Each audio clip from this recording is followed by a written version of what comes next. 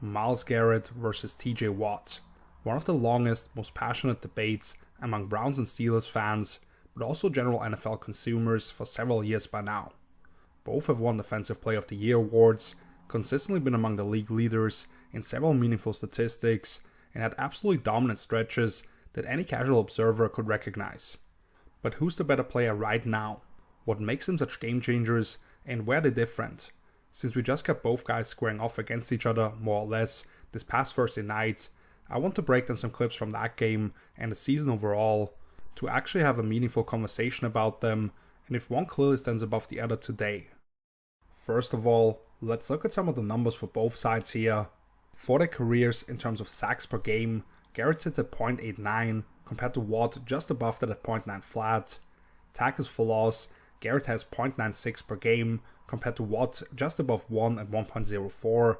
And then for fumbles forced, Myles is at 0.18 compared to 0.27 for Watt. So TJ slightly bests his counterpart in all three categories.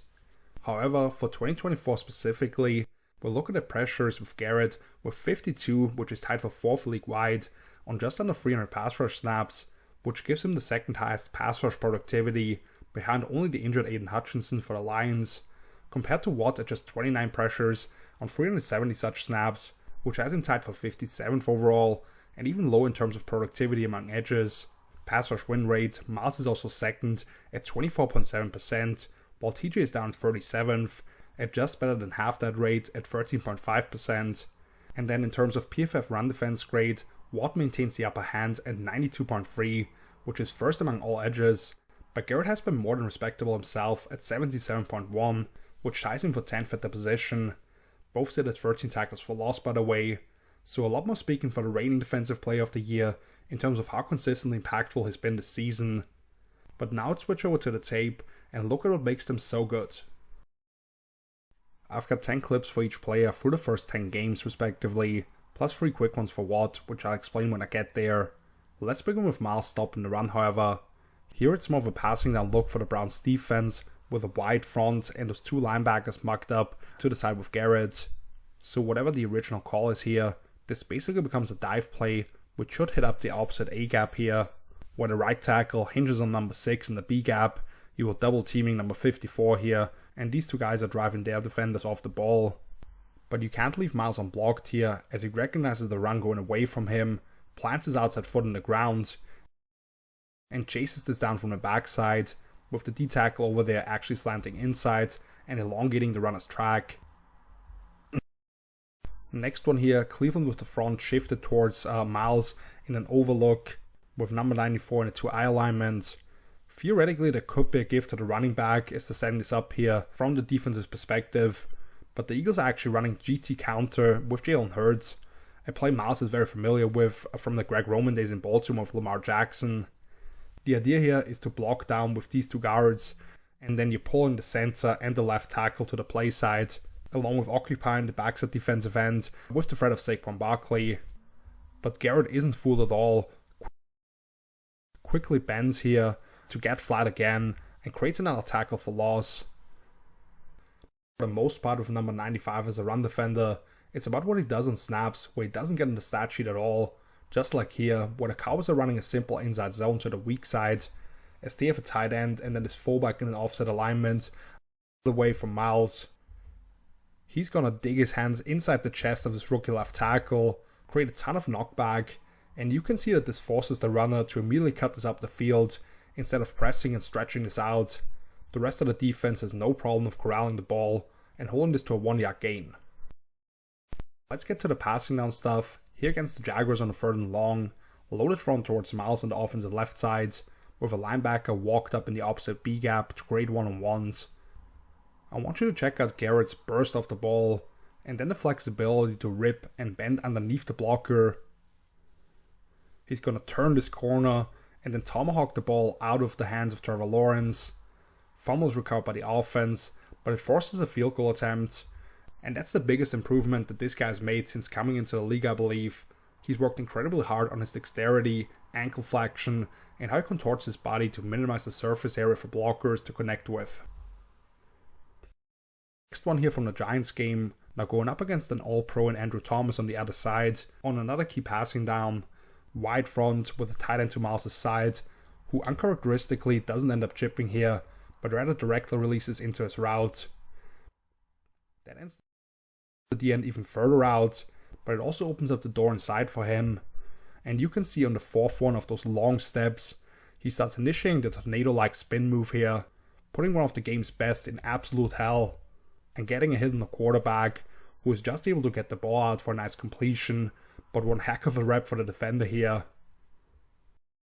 The Raiders, Myles kind of combines those two things, as he starts by working the outside shoulder with another dip and rip move, but as he gets to the top of his rush, he's going to spin back underneath for the quarterback, who has to eat this for another sack. Against Baltimore, he's lined up on the weak side once more as part of an overfront the other way, so the O-line has to slide away from him, but Derrick Henry is supposed to help up Ronnie Stanley here with a chip. Myles is having none of that, however, as on his second step up the field, he aims right at the tackle's chest, negating any angle for the running back to get involved. Digs his hands inside hand into it and drives that guy backwards.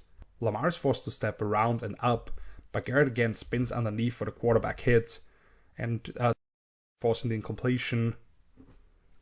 And then I need to finish up with this 3-sack sequence from the Chargers game a few weeks ago, which was just absurd. Mind you, he's going up against arguably the best tackle tandem outside of the Eagles duo right now, with Rashawn Slater and an excellent rookie in Joe Alt. On this first one, LA is in 12 or 21 personnel, depending on how you treat this converted D tackle Scott Matlock at number 44. They'll put him in motion and fake like a G lead the opposite way. Garrett is going to ID this play action right away, and since he already has his hands inside to counter the down block, which really now turns into more of a quick set, he immediately converts this into a push-pull move, slides inside, and is able to wrap with Justin Herbert, who's still scanning the field here. The second one is also against the veteran, but now on a third and extra long, track stands for Myles off the left side here, as part of this NASCAR front, as the Browns are going to be running a twist inside, and it leaves the guys off either edge isolated. You see that number 95 has his outside foot forward on purpose, as he times this up on his second step, that he will jab inside, force Slater to account for an up and under or the bull rush. That creates a soft outside shoulder, and even though Myles doesn't connect with his inside arm as he's trying to work the cross chop, he's able to get low and drive through the contact in order to stay on the arc and get home for another takedown. And finally, it's time to take the rookie to school, rushing off the left side this time from our perspective.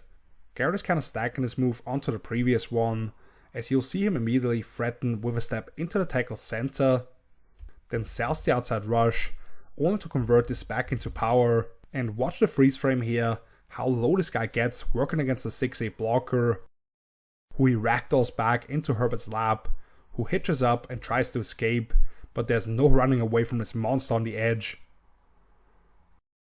Now let's contrast that to TJ, who is much more of a disruptor, I'd say, in the run game.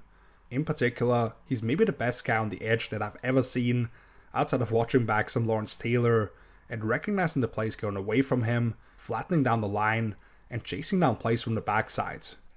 He does so on his first clip, where the Raiders are running outside zone to the strong side left, away from him. He inches inside just before the ball is snapped, immediately flattens down the line, and blows up Alexander Madison for the TFL. Next one against the Broncos, then a running split zone to the left, meaning the tight end number 80, Greg Dulcich, is supposed to sift across the formation and just secure Watt away from the action, opening up a potential cutback lane for the runner just behind the right tackle's butt. That's where running back Javonte Williams wants to hit this, since he sees the front all leverage themselves towards the place at gap. But TJ is going to wrong shoulder the blocker responsible for him here, and completely destroy the play for negative yardage again. However, I did want to throw this in here from the Ravens game, since he did the same thing early in the contest, yet when Baltimore tries to run a bootleg here, and they have a tight end over him, supposed to occupy momentarily, Watt is disciplined to not just blindly chase after the run fake, but rather he's going to stay home for Lamar here, aiming at the near hip, forcing the quarterback to stop his rollout, and try to somehow fit this ball in here, as he's getting wrapped up by a guy who has been a thorn in his sides ever since coming into the league. This one is from week 1 against the Falcons, who at some point realized that it's actually better to run at TJ rather than away from him, again on the weak side of this ace duo set. But he uses a trick that made his brother JJ one of the most productive defensive linemen ever against the run, as he's going to backdoor the tackle on his outside zone call, and twist down Bijan Robinson for -3 yards. And then this is from the Cowboys game, where they end a balanced set with a tight end to the end of the line, but try to hit a GT counter to the defense's left, where the guard is first supposed to kick out TJ, and then you're going to have the tackle from the backside wrapping around behind it.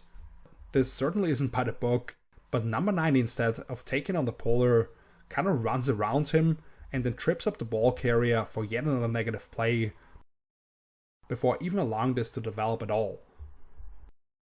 However, as we get to how Watt wins as a pass rusher, it's actually much more one-dimensional, and it's all built off the speed rush combined with excellent hand usage at the top in terms of timing and placement. This first clip is a perfect illustration of that. Watch number 90 get off simultaneously with the ball being snapped, having built up a great feel for the quarterback's cadence throughout the day. The rookie right tackle Joe Alt once again never really has a chance, being put in catch-up mode right away. As he tries to widen the track of Watt, he's going to chop, rip, flatten at the top, and crush the quarterback for a sack late in this game. This one a couple of weeks earlier against the Falcons is quite similar. Good ball get off, synced perfectly with his hands on that 4th snap, as he swats on the tackle's outside wrist here on the double hand swipe move, rips through, and is able to stay on track to wrestle down Kirk Cousins. A few weeks later against the Giants, he's going up against number 72 Jermaine Luminor. TJ wants to win the outside shoulder yet again, but this time he'll fake as if he's converting speed to power, flashing the bull rush with that same timing as the previous clip on that 4th step.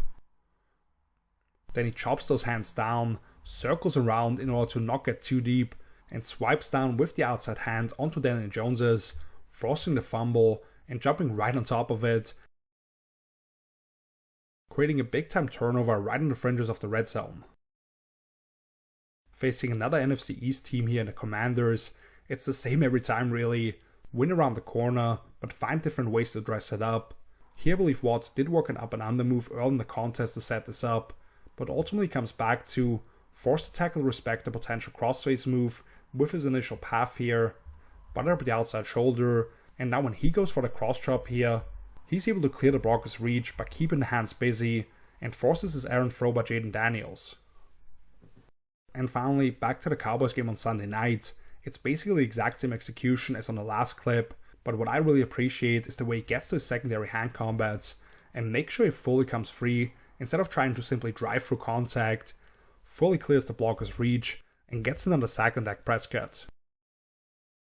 So what makes this guy special is that he has his fastball that he can go to over and over again, a few different looks to it that he presents to the opponent, and then in the biggest spots, he's going to change it up once or twice a game, where he's going to work the inside move or he's going to convert into power when the guy on the other side least expects it.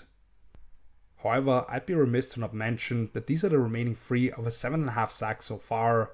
First one here, he's rushing off the left from a defensive perspective, but basically functions as a spy, and kind of gets a gimme here against the Giants, as the quarterback is flushed his way, and he kind of just cleans this up here.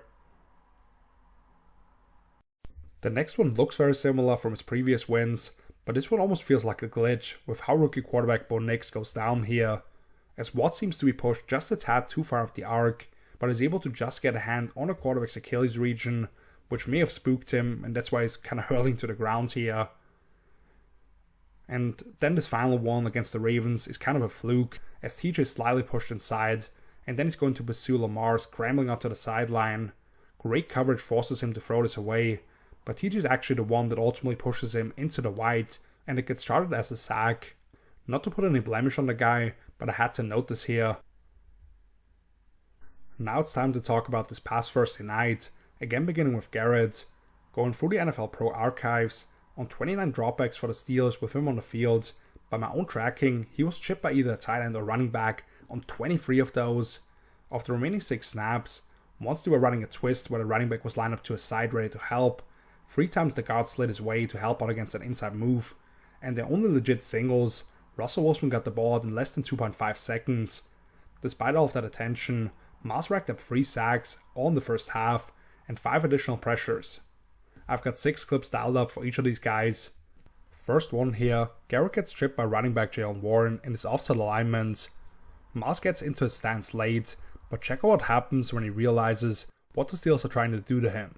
He reduces that outside shoulder to the chip and uses that momentum as he swipes down with the inside arm to clear the tackle's reach, then keeping his balance as he bends the corner, staying on track for the quarterback, who is able to wrap up for his first sack. On this next one, Pittsburgh brings the tight end back and forth, putting the D end in an extra wide alignment. He's using a tilted 2-point stance here, eyes inside, great ball get off, but instead of blindly angling his rush through the extra blocker, he sidesteps him by fluidly pairing his hands and feet. Now he has that matchup with the tackle, who has that extra time to square up the rusher, but Myles throws in the stutter move, then jabs inside for the threat of a crossface move, only to step around the blocker, maintain an advantageous angle here, and check out how low he gets the hips pointed at Russ, and then Smiley just catches him instead of drawing a flag. I know it ends up in a big completion, but those are legitimately 1.5 wins in under 3 seconds.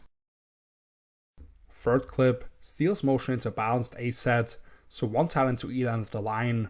Number 80 down on Washington will try to widen the arc for Garrett before releasing out into the flats. And this isn't quite the same as the last play I showed, since the DN actually misses first with the outside hand on the club. But again, pay attention to the hips, how he doesn't allow his path to take him past the quarterback, rips underneath to stay on track, and even though it looks like Russ is about to escape to his side, Myles is able to reach out, knock the ball out, and create a turnover for his defense. Last play from the first half, and his third sack of the day, is actually on a loop inside from this NASCAR package, 11 seconds left until the break, right in midfield. So the D tackle to that side is in the 4-eye alignment, to the inside shoulder of the right tackle already. He'll aim at the chest of that guy, giving Garrett that lane to the A-gap. As we watch this play out, the Steelers of course slide the protection that way, with the backside being put in big on big, where they're also running a twist by the way. But as good as this rookie center number 54 Zach Frazier has been, what he doesn't realize is that the guy he's supposed to pick up here isn't just a physical marvel, but also one of the best reactionary and bendiest rushers in the game. So again, instead of charging into opponents, Myles recognizes the rookie overstepping, transitions to the opposite A-gap with zero wasted movement, and bear hugs Russ to take his team into halftime.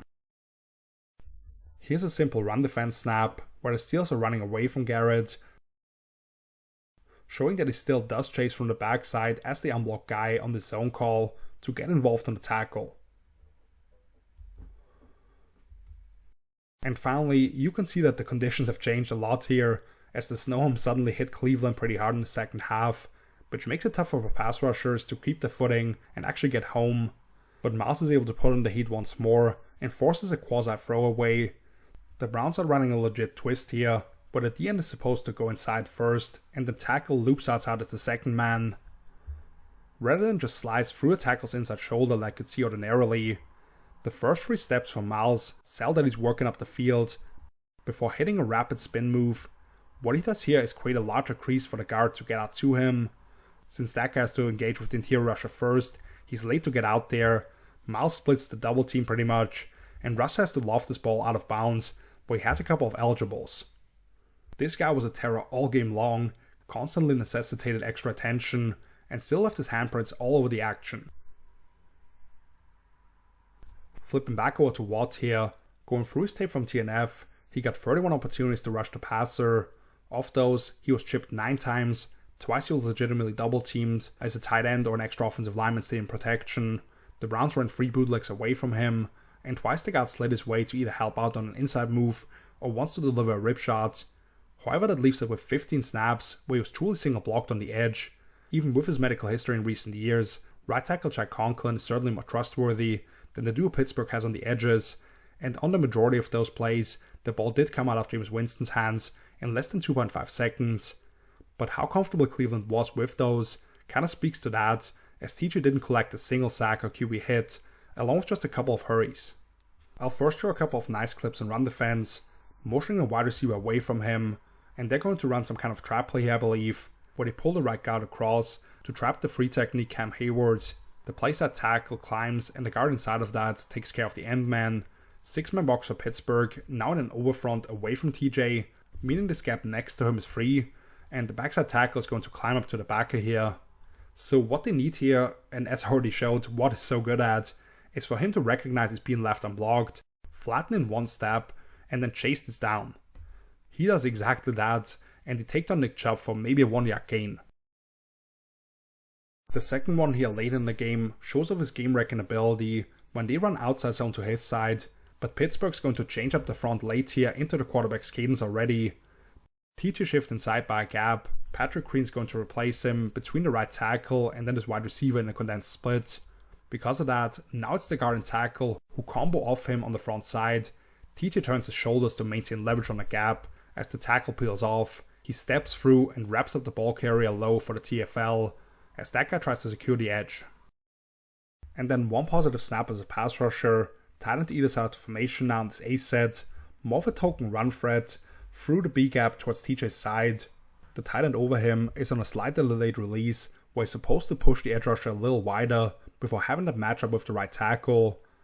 But Watt uses that to his advantage, as he gets his body pointed at the quarterback, uses that runway to build up momentum, attack through the blockers inside pack with the long arm. That forces Jameis to step up, and he does find a receiver for a nice gain here, but number 90 certainly did his job here, moving the quarterback off his spots, and it gets repaid as they punch the ball out of the wide receiver's hands and get the turnover. Let's look at a couple of true one-on-one reps against right tackle Jack Conklin though. 3-point stance, straight speed rush. On the 5th step he tries to swipe away the outside wrist of the blocker and turn the corner, but at this point he's already too far up the field. The tackle is able to keep that hand inside long enough to where it gets past that point, since TJ loses the length battle with arms right around 33 inches, and all that happens here is that he and Nick Herbig off the opposite edge meet behind the quarterback, who has since stepped up and out for what should have been a completion here.